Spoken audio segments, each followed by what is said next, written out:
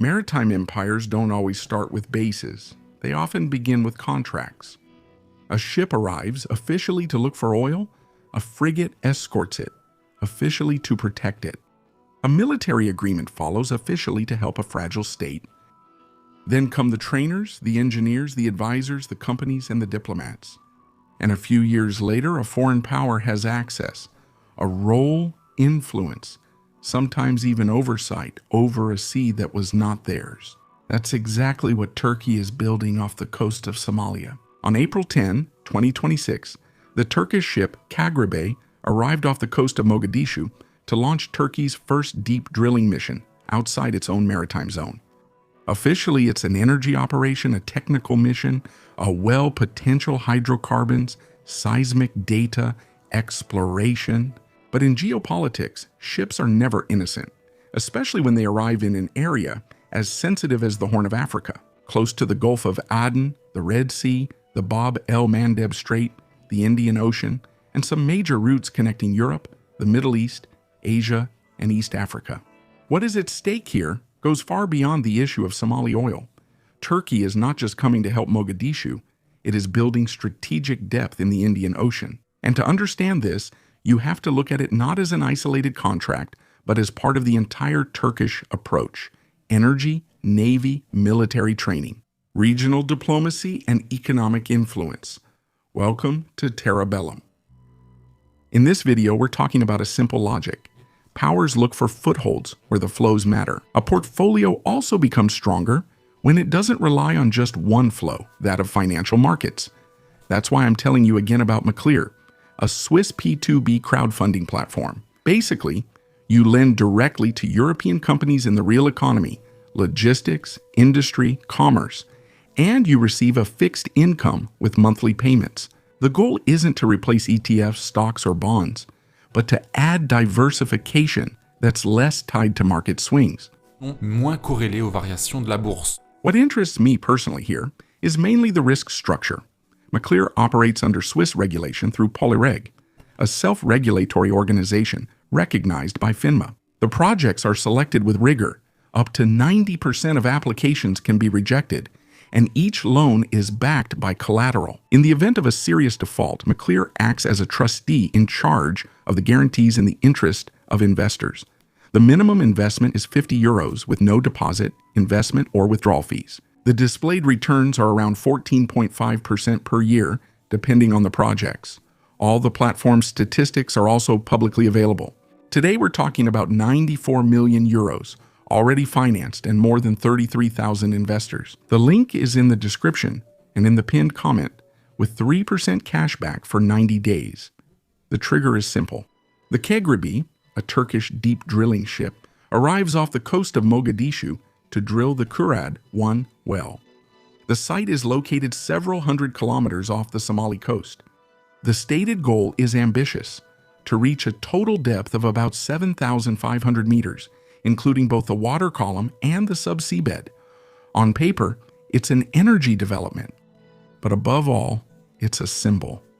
Until now, Turkey had already developed its drilling capabilities in the Eastern Mediterranean and the Black Sea. It had already invested in seismic vessels, drilling ships, technical capabilities, a whole system aimed at reducing its energy dependence. But this time, Ankara is crossing a threshold. For the first time, it is projecting this capability far from its own waters. It is no longer just defending its Mediterranean claims. It is going to look for a potential resource in the Indian Ocean. That changes everything because a deep-sea drilling ship never comes alone. It involves legal agreements, security guarantees, geological data, port logistics, insurance, diplomatic coordination, and sometimes even a military escort. In other words, an energy operation automatically creates a political presence. That's where the heart of the matter lies.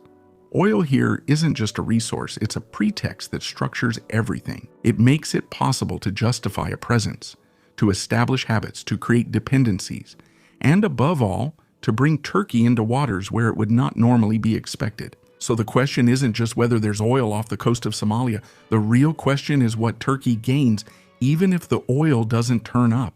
And the answer is already substantial. It gains a position. To understand this operation, you have to look at the map. Somalia is often described through its instability. Civil war, political fragmentation, threats from al-Shabaab, weakness of the central government, tensions with Somaliland, dependence on foreign aid. All of this is true, but this perspective hides what matters most. Somalia is also a major maritime vantage point. It has the longest coastline on continental Africa. It faces the Indian Ocean, the Gulf of Aden, and the approaches to the Red Sea. It is located near one of the most sensitive arteries of global trade, the route that connects Asia to Europe, passing through Bab el-Mandeb, Suez, and the Mediterranean. This is not just a geographical detail, it's a strategic asset. A weak state with a strong geography always attracts foreign powers, because its weakness opens the door, and because its geography gives value to that door. That's exactly what Ankara understands. Turkey isn't just seeking an African partner. It is looking for depth, a relay, a foothold in an area where Gulf rivalries, Ethiopian ambitions, Chinese interests, Western concerns, Egyptian interests, Yemeni tensions, and the shifting dynamics of the Red Sea all intersect. Mogadishu needs partners to secure its waters, train its forces, rebuild its institutions, exploit its resources, stand up to Ethiopia, and hold its ground against Somaliland. Ankara therefore presents itself as a solution, but in geopolitics, the one who brings a solution rarely remains neutral. What you need to understand is that Turkey does not move forward with just one tool. It advances by layering its tools. First, there is a political relationship. For more than 2 decades, Ankara has been investing in Somalia. Humanitarian aid, infrastructure, education, health, diplomacy, and military cooperation. Turkey has gradually built a different image from that of the former colonial powers or the major Western donors. Next, there is military training. In 2017, Turkey inaugurated its largest overseas military base in Mogadishu, often referred to as Turkcen. This base is mainly used to train Somali soldiers.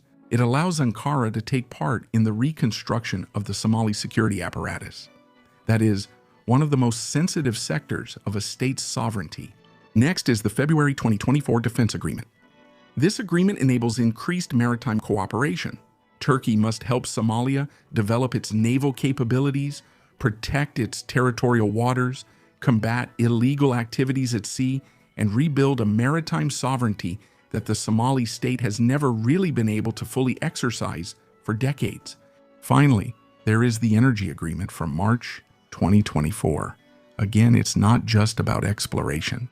The agreement covers exploration, assessment, development, and production of hydrocarbons in Somalia's onshore and offshore blocks. And that's where the mechanism appears. Ankara creates the security that its own interests need. And at the same time, it makes Mogadishu dependent on a partner capable of doing what the Somali state cannot yet do alone: monitor, train, protect, and exploit. It's a much more subtle form of influence than a military occupation. Turkey doesn't plant a flag to say this is ours. It signs agreements that end up saying, without us, it doesn't work. Turkey is not the United States, it's not China, it doesn't have the American fleet or Chinese capital. It has something else. It has aggressive diplomacy, an expanding defense industry, and operational experience gained in Syria, Libya, the Caucasus, and the Eastern Mediterranean. It has drones, advisors, ships, and a rare ability to talk to states that are looking for an alternative. Neither fully Western, nor Russian, nor Chinese, nor Arab, Turkey presents itself as a partner power, Muslim, and technologically credible. Ankara knows it cannot dominate the world, so it chooses entry points. Libya, to have influence in the Mediterranean; Qatar, to have a presence in the Gulf; Azerbaijan, to secure the Caucasus; Syria, to control its strategic depth along the border; and of course, Somalia to enter the Indian Ocean. Turkey does not control entire regions. It seeks to control strategic points. And in a world where flows matter as much as territories, this kind of presence can be enough to generate power. There is also a more domestic dimension. Turkey is an ambitious power, but structurally vulnerable when it comes to energy. Its economy depends heavily on imports, especially for oil and gas. The International Energy Agency highlights this dependence on imported fossil fuels, and the Turkish Ministry of Foreign Affairs itself mentions a significant energy dependence. For Ankara, searching for oil off the coast of Somalia is not just an African adventure, it's an attempt to reduce a vulnerability. For years, Turkey has been trying to diversify its supplies, to limit its dependence on Russia, Iran, Azerbaijan, or the global liquefied natural gas markets. It has invested in the Black Sea, engaged in diplomatic disputes in the Eastern Mediterranean, and negotiated with multiple suppliers.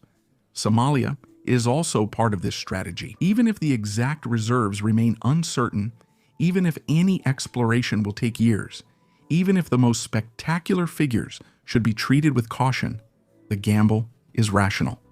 If oil is found, Ankara gains a potential resource. If there isn't any, Ankara maintains a strategic presence, and in both cases, it has made progress. That's precisely what makes the operation interesting. Turkey isn't just betting on a well, it's betting on a relationship, something many European countries seem to have forgotten. Hydrocarbons are not just raw materials, they are tools for maintaining a presence. Somalia is not just an energy issue, it is also at the heart of a major regional crisis with Ethiopia and Somaliland. Ethiopia, the world's most populous landlocked country, has long sought greater access to the sea. In 2024, the agreement between Addis Ababa and Somaliland triggered a crisis with Mogadishu because Somalia considers Somaliland as part of its territory. So, who has placed itself at the center of the mediation? Turkey.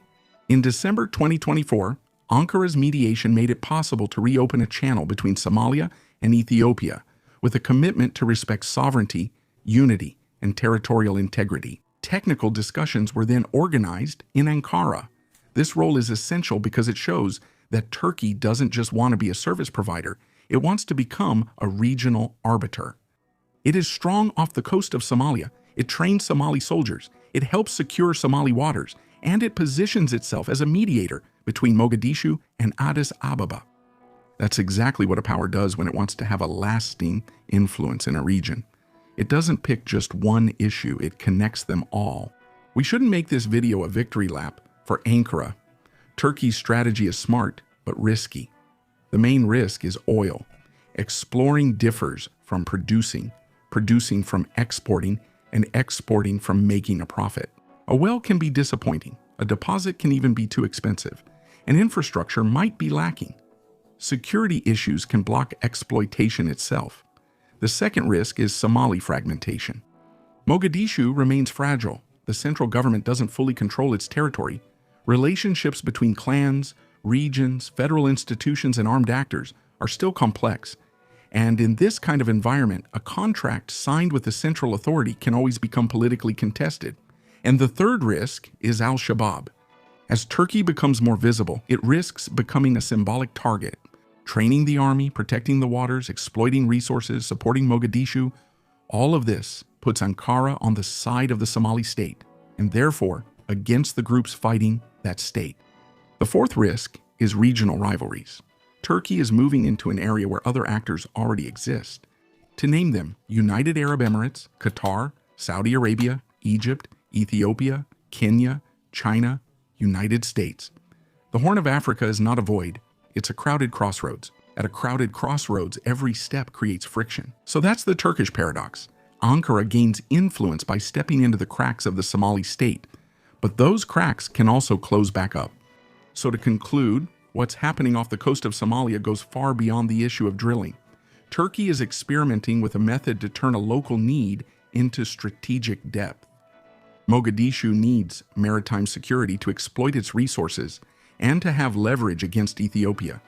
Ankara offers solutions to all these issues, and every time. Turkey is becoming a bit harder to bypass. Maybe that's something more suited to our times. An empire of functions, training, protecting, drilling, investing, and equipping. Turkey is not taking Somalia. It is settling into its strategic needs. And maybe that's the new form of power for middle states in the 21st century. Not to dominate everywhere, but to become indispensable somewhere. While the great powers compete over the main stages, Ankara moves forward in the gaps, and sometimes in history. It's the gaps that become empires. Thank you very much for watching this video. The Terabellum adventure has been going on for almost 8 years, and without you, this wouldn't be possible. Nearly 45% of viewers watch our videos without subscribing. Remember, it's free. And subscribing as well as liking helps YouTube promote these videos to a larger audience. It helps us a lot to keep creating this content for you. Thank you and see you next Sunday.